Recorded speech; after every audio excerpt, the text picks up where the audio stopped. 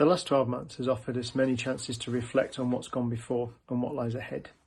There have been changes to how we live and how we work, to how we worship and how we share with others.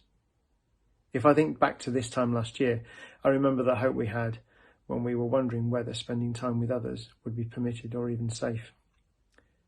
I also remember the uncertainty following the promises of a window for celebrating Christmas with others and family, and how that hope began to shrink, and the sharing Christmas window began to diminish on an almost daily basis. And it wasn't long before all the meticulous planning and discussion about who we would spend time with and who we would prioritise didn't look anything like we planned. And our sense of isolation increased at a time when we would normally be on a journey of shared reflection and expectation towards the celebration of the birth of the Saviour of the world. When I consider all that frustrated hope and seemingly fruitless planning, it naturally draws my mind to the realised hope and fulfilled promise that was manifest in the person of Jesus and his birth.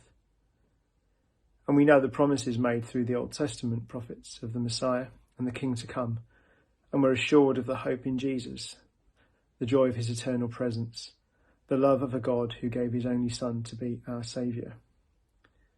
And as we read in Isaiah 9, verse 6, "For a child will be born to us, a son given to us, and the government will rest on his shoulders.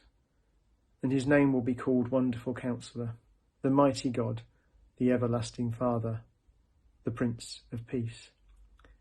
So I tried to focus my attention on the joy and wonder of the birth of a child who came to earth in poor surroundings and met by magi and shepherds.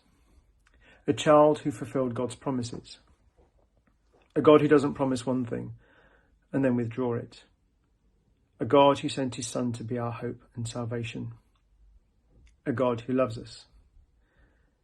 We've had so many challenges to overcome, and still do, but this Advent season, although we're not the other side of them yet, let us journey to Christmas Day, reflecting on the expectation on God, who gave us the best thing, Jesus, light of the world.